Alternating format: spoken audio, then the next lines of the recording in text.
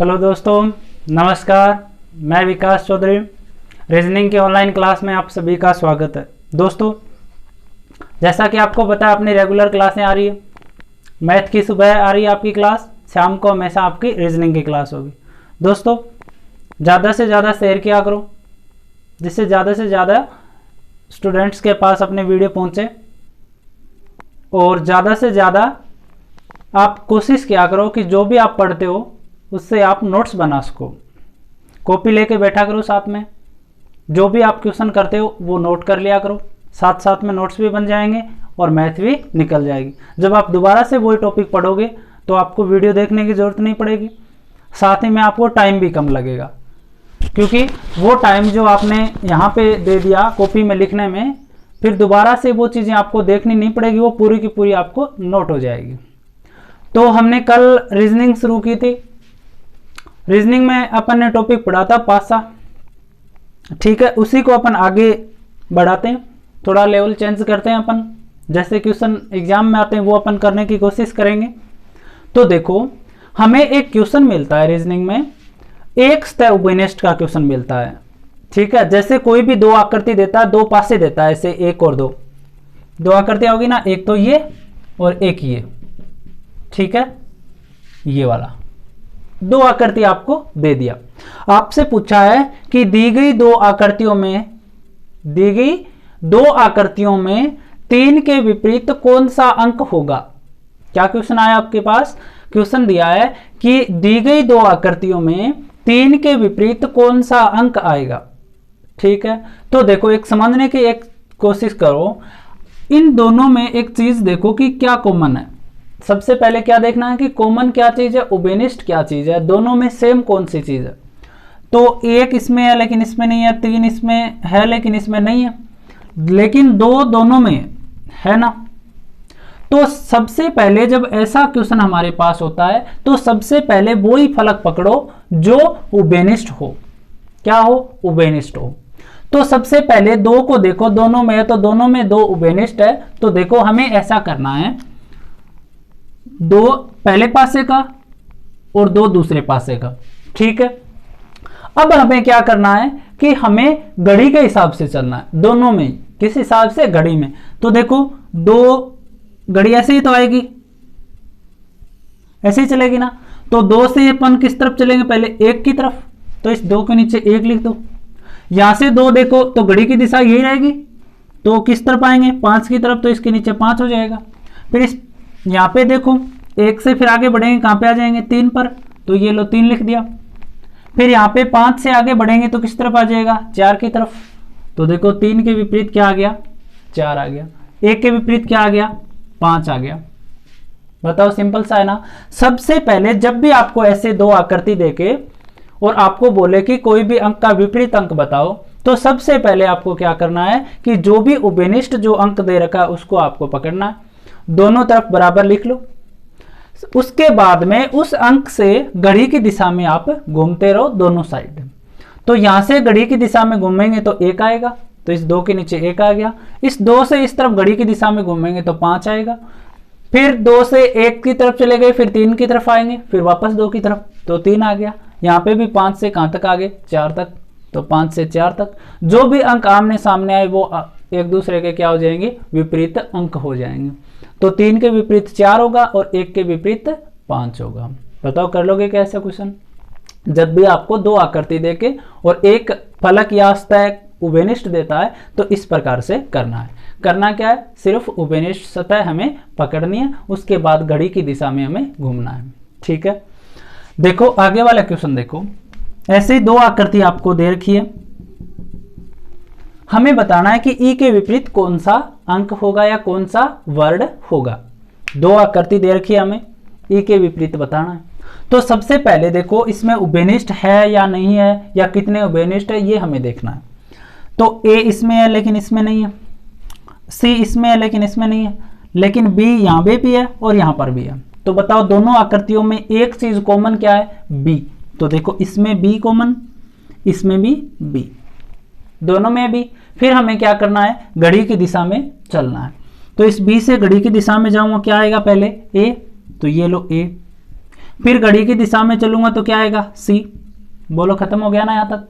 उसके बाद में यहाँ पे चलो बी यही है ना, तो घड़ी की दिशा में यही तो होगा, डी आ गया। फिर यहां से आप चलोगे तो क्या आ जाएगा ई। तो ए के विपरीत क्या हो गया डी, और सी के विपरीत क्या आ गया ई। तो बताओ जब सी के विपरीत ई है तो ई के विपरीत भी क्या हो जाएगा सी। यही अपना उत्तर है। सिंपल सा है, देखो करना कुछ नहीं है ऐसे क्वेश्चन में। जब भी आपको दो आकृति देके आपसे पूछे कि आप विपरीत अंक ज्ञात करो, तो सबसे पहले हमें क्या करना है कि सबसे पहले हमें उभयनिष्ठ अंक पकड़ना है। क्या करना है, उभयनिष्ठ अंक पकड़ना है कि उभयनिष्ठ अंक कौन सा है। दोनों तरफ उभयनिष्ठ अंक लिख लो। उसके बाद में घड़ी की दिशा में आप चलते रहो, क्लॉकवाइज आप चलते रहो। नीचे जो भी वर्ड या अंक दे रखे हैं वो आप लिख दो। दोनों तरफ जो भी आमने सामने आए वो एक दूसरे के क्या हो जाएंगे, विपरीत हो जाएंगे। तो बिल्कुल सिंपल है, कुछ नहीं करना इसमें। तो आगे देखो, केवल कितने सतह उभयनिष्ठ है इसमें, एक सतह है। अब देखो अपन अगर दो सतह उभयनिष्ठ कर देते हैं तो देखो क्वेश्चन कैसे भी आ सकता है। सिंपल से क्वेश्चन है, हमारे पास ऐसा टाइप आता है, दो सतह उभयनिष्ठ हो, दो सतह उभयनिष्ठ हो। तो देखो हम क्वेश्चन ले लेते हैं, ठीक है। देखो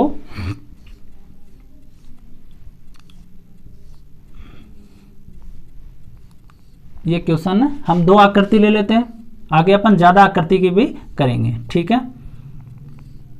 ये लो दो आकृतियां हो गई, ये तो एक नंबर आकृति और ये दो नंबर आकृति। कोई भी आप दर्शा दो, जैसे मैंने दे दिया ए बी सी, यहां पे मैंने दे दिया डी बी, या यहां पे दे दो ए और बी। आगे बात समझ में। इस बार क्या करना है हमें कि दो सतह उभयनिष्ठ अपना टाइप है। क्वेश्चन हमें दिया है कि दी गई दो आकृतियों में सी के विपरीत क्या होगा, सी के विपरीत क्या होगा। क्वेश्चन हमारे पास है कि दी गई दो आकृतियां हैं, इसमें सी के विपरीत कौन सा वर्ड होगा। तो सबसे पहले देखो हमें क्या करना होता है, उभयनिष्ठ अंक देखना होता है। तो उभयनिष्ठ अंक हम देखेंगे कि ए इसमें भी है और इसमें भी है। तो देखो ए इसमें भी और इसमें भी हो गया। फिर देखो सी इसमें है क्या, नहीं है। बी इसमें भी है और इसमें भी है, तो बी के विपरीत बी आ गया। ऐसा ही तो लिखते हैं अपन, जो उभयनिष्ठ है वो एक दूसरे के सामने लिख देते हैं। उसके बाद में बचा सी, सी तो बचा, इसमें तो सी बचा और उस तरफ क्या बचा, डी बचा। तो ऑटोमेटिक सी के विपरीत क्या आ जाएगा, डी आ जाएगा। जब भी आपको दो आकृतियां दे और दो उभयनिष्ठ सतह दे दे, तो जो भी उभयनिष्ठ सतह है उनको छोड़कर जो भी सतह बचे वो एक दूसरे के क्या होती है, विपरीत होती है। क्या करना है इस क्वेश्चन में कि जब भी आपको दो सतह उभयनिष्ठ दे रखी हो, दो ही आकृतियां आपको दे रखी हो, तो आपको ऐसा याद रखना है कि जो दोनों उभयनिष्ठ जो फलक है वो तो अलग हो जाएगी, और जो अलग अलग दोनों सतह वो एक दूसरे के क्या हो जाएगी, विपरीत हो जाएगी। तो बिल्कुल आसान है ना, ठीक है। देखो अपन थोड़ा अब अपन स्तर बढ़ा देते हैं अपना। देखो अब क्वेश्चन अपने एग्जाम में कैसे पूछता है, हमें दो तीन एक आकृति देता है। कितने आकृति देगा, दो या तीन आकृति देगा, फिर हमसे पूछेगा, ठीक है। आप टाइप भी लिख सकते हो ऐसे, टाइप, ठीक है। तीन या चार आकृतियां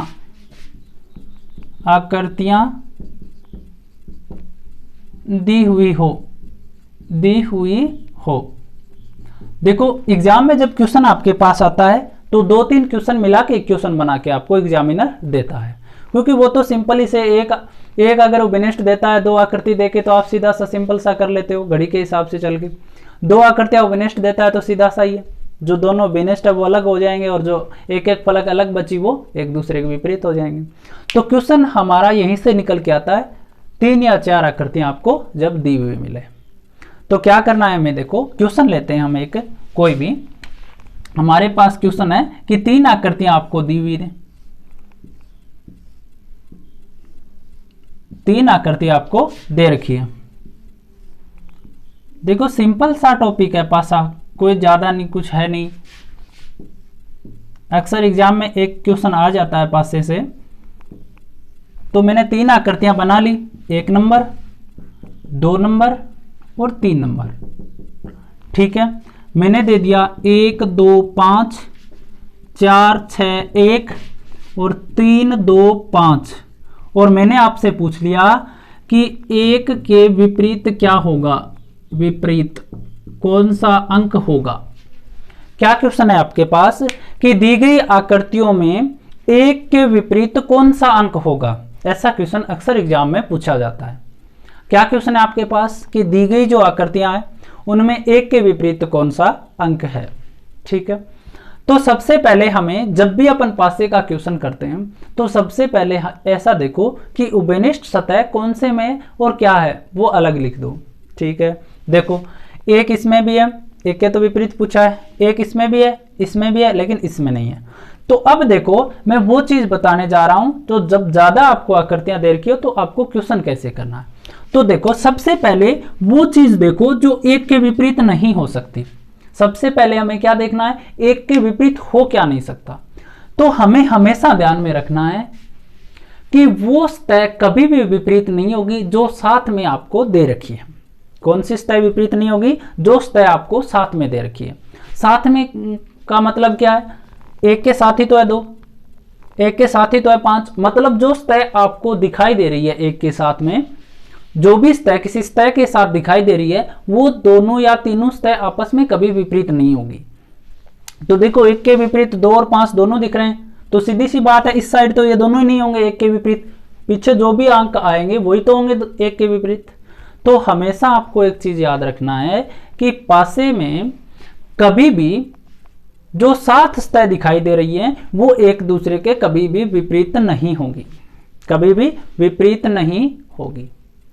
तो देखो 1 के साथ में क्या क्या है, 2 और 5, तो 2 और 5 कभी भी विपरीत नहीं होंगे। और देखो ये भी तो यहाँ पे एक पासा ही तो है, तो 1 के साथ में क्या है 4 और 6, तो ये 4 और 6 भी क्या नहीं होंगे, 1 के विपरीत कभी नहीं होंगे। क्यों नहीं होंगे, क्योंकि ये 1 के साथ में दे रखा है, 1 के साथ ये दिखाई दे रही है। तो हमेशा ध्यान में रखना है ये चीज एक कि जो भी सतह आपको साथ में दिखाई देती है वो सतह कभी भी विपरीत नहीं हो सकती। वो एक साथ में है तो साथ में ही रहेगी, विपरीत कभी नहीं जाएगी। तो 2 और 5 तो यहां से आ गई, 4 और 6 यहां से आ गई, तो 1 के विपरीत क्या नहीं होगा, विपरीत नहीं होगी, नहीं होगी। तो देखो 1 के विपरीत 2 नहीं हो सकता, 5 नहीं हो सकता, 4 नहीं हो सकता, 6 नहीं हो सकता, और 1 के विपरीत खुद 1 नहीं हो सकता। कौन सी सतह बची बताओ, अब कौन सी सतह बची, तो बताओ यही नहीं बची क्या, ये 1 ही तो बची है, 1 ही तो बची है ना, तो ये क्या होगी, विपरीत हो जाएगी।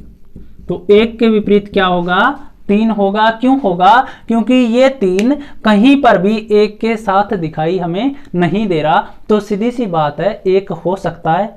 और इतना हमें पता है कि ये जो 4 अंक है ये कभी होंगे ही नहीं, क्योंकि ये 1 के साथ दिखाई दे रहे हैं हमें, 1 खुद कभी विपरीत नहीं होगा। तो एक पासा ही तो है, एक पासा ही तो है, तो 4 तो ये 1 ये 5 सतह तो हमारे पास आ गई, होती कितनी है 6 ही तो होती है, तो 6 में कौन सी होगी 3, तो सीधी सी बात है जब ये 4 नहीं होगी तो ये तो कन्फर्म है होगी।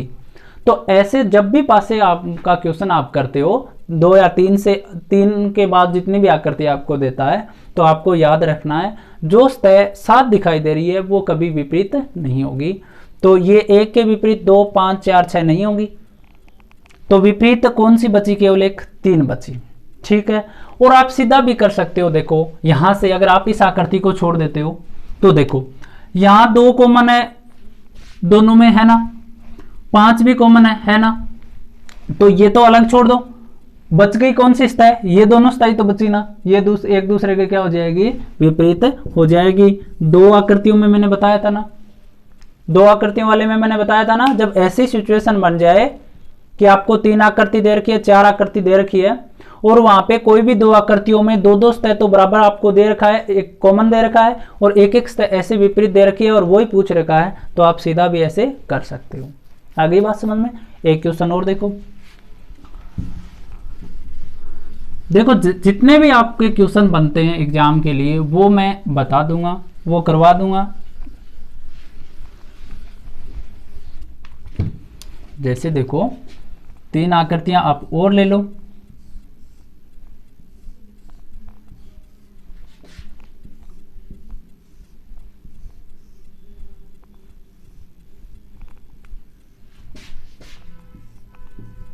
कोई भी आकृति आप कुछ भी ले सकते हो। देखो सिंबल इसमें कुछ भी आ सकता है, ठीक है।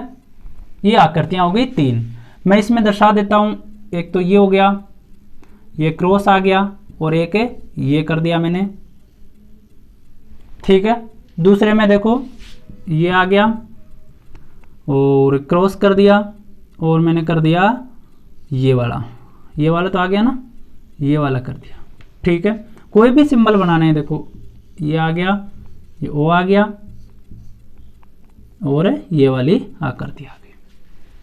आगे बात समझ में। ये आपको 3 आकृति आपको दे रखी है क्वेश्चन में। कितनी आकृतियां दी है? 3 आकृतियां आपको दे रखी है। हमें बताना है कि क्रॉस के विपरीत क्या होगा। एग्जाम में अपने क्वेश्चन आया है कि दी गई 3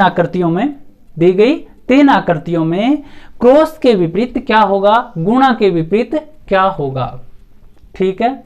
सबसे पहले हमें क्या करना है कि जो भी उपनिष्ठ है या जो साथ नहीं हो सकते वो अलग लिख दो। देखो ये क्रॉस है, इसके साथ में बताओ ये दोनों हो सकते हैं क्या? नहीं होंगे ना।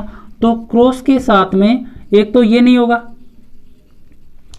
ठीक है, और एक ये भी नहीं होगा क्योंकि ये साथ में है इस तरह। फिर क्रॉस के साथ ये दोनों भी तो है, तो ये भी नहीं हो सकते कभी, तो ओ भी नहीं होगा, और ये त्रिभुज भी साथ है, नहीं होगा। आगे तो क्रॉस है ही नहीं उसमें। तो देखो क्रॉस के साथ में बताओ ये होंगे क्या? नहीं होंगे। क्यों नहीं होंगे?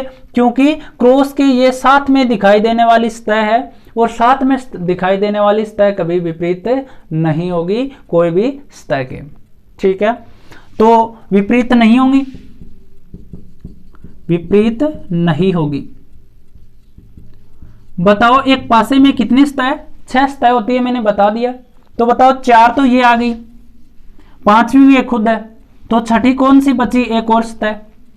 बताओ ये स्क्वायर वर्ग बचा या नहीं?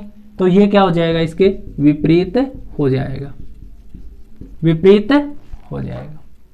सिंपल सा है। देखो बस याद सिर्फ इतना सा रखना है कि जो 7 सतह दिखाई दे रही है वो कभी विपरीत नहीं होंगी।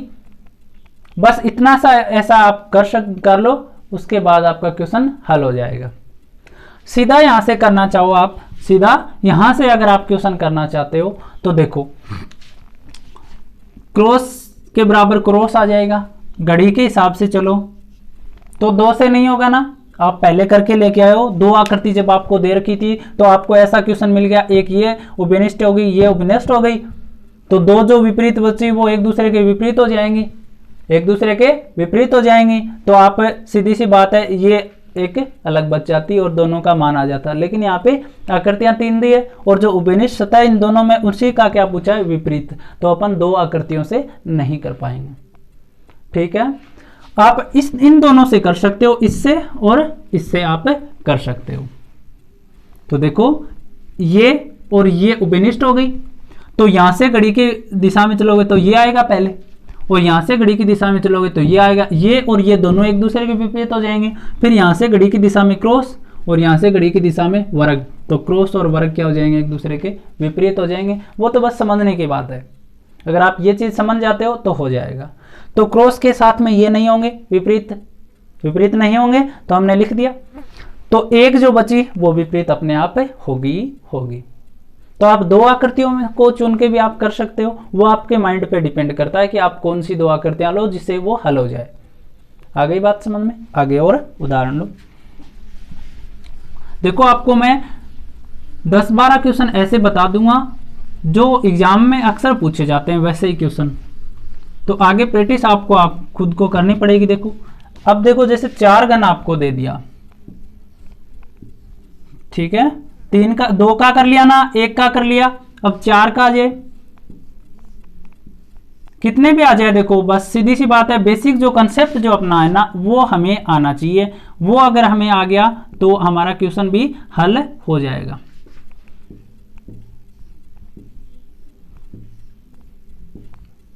ठीक है, 4 आकृतियां हमारे पास है।